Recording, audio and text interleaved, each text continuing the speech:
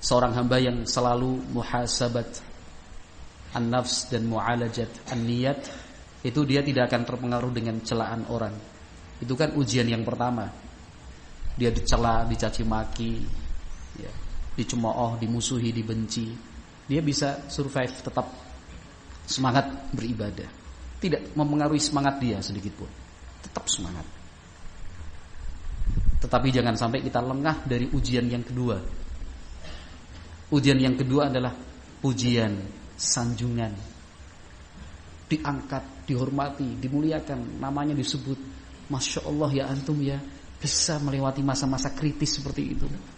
Masya Allah. Kalau yang pertama tadi dicela, dicaci maki, dimusuhi keluarga, dia luar biasa, kuat. Tapi ketika giliran ujian kedua datang, nas'alullah as-salamulafiyah, dipuji, disanjung, namanya disebut di mana-mana. Masya Allah, contoh si fulan itu, apa kiatnya, triknya bagaimana? Kok bisa ya antum seperti itu? Barakallahu fiik. Belum tentu kita sama seperti antum. Belum tentu kami semua ini bisa melakukan apa yang antum lakukan. Kami aja masih berat kok keluar dari pekerjaan. Antum bisa dipuji, disanjung. Wah, itu ujian juga. Ketika disanjung, dipuji, kita apakah bisa tetap membumi, tidak membumbung tinggi begini? Enggak. Dia nisbatkan, dia pasrahkan itu semua Allahu Azza wa Jalla yang memberikan taufik. Nah, saya hamba yang lemah, Allah yang mengatur, Allah Subhanahu wa taala yang menetapkan. Ini anugerah dari Allah Subhanahu wa taala. Nah, kalau antum ingin seperti itu, kembalilah kepada Allah Subhanahu wa taala. Saya ini manusia biasa. Kan begitu, barakallahu fiikum. Sehingga pada akhirnya memang apa yang disebutkan oleh Imam Sufyan Ats-Tsauri, bahwa tidak ada hal yang lebih berat untuk aku lakukan dibandingkan koreksi dan mengevaluasi niat agar tetap ikhlas, itu benar yang beliau sampaikan. Barakallahu fiikum. Nah, tetapi saya kembali mengingatkan, ini semua bahan ajar dan bahan renungan untuk kita semua tanpa terkecuali. Nah, apalagi saya, barakallahu fiikum. Seorang sahabat, Buraidah ibn al-Husayb radhiyallahu anhu, disebutkan oleh Imam Adz-Dzahabi rahimahullah. Saya lupa dalam tarikh Islam atau Syiar Alamin Nubala. Beliau, yaitu Buraidah ibn al-Husayb, menyatakan, "Syahidtu Khaybar, fakuntu mimman sa'ida thulmah, hatta ru'iya makani wa 'alayya thawbun ahmar. Fama a'lamu anni rakibtu dzanban a'zama 'alayya minhu min dzalik." Ini bentuk ketawadhuan seorang sahabat radhiyallahu anhu.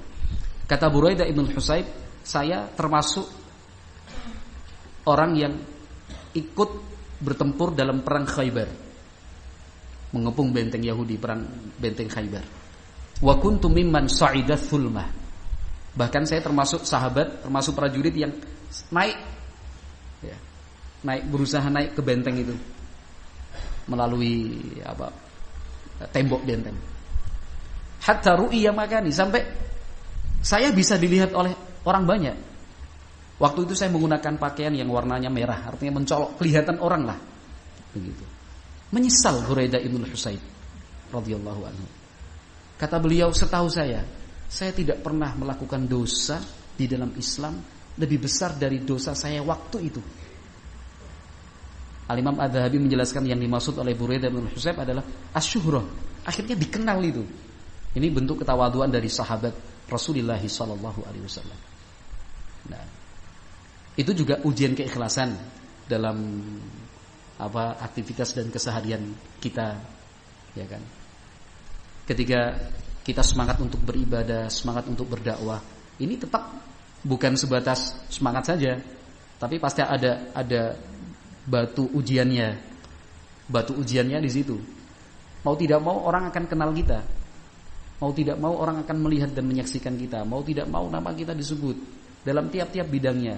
Meskipun itu bagian parkir, logistik, ya, bagian tulis-menulis, mempersiapkan surat administrasi, semuanya pasti namanya di situ disebut. Ini fulan bagian ini, yang bagian ini sialan. Nah,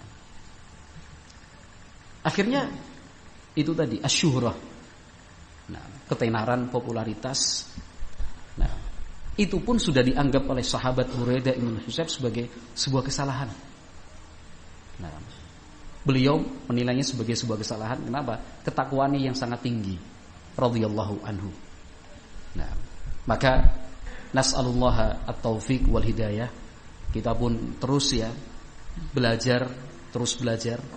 Ini untuk saya pribadi secara khusus, barakallahu fikum, dan untuk kita semua, karena nasihat itu li amatil muslimin, untuk kaum muslimin secara keseluruhan, ya kan.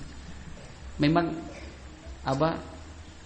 jiwa kita yang ammaratun bisu ini, yang selalu mendorong kita untuk berbuat jahat dan berbuat cela ini, terkadang selalu mendorong untuk mengatakan anni fa'altu kada, analladzi kada, analladzi kada. Saya kok. Loh, itu saya di situ. Ana itu. Itu terus dorongan itu selalu ada, tapi usaha kita belajar untuk menahan. Dan itu.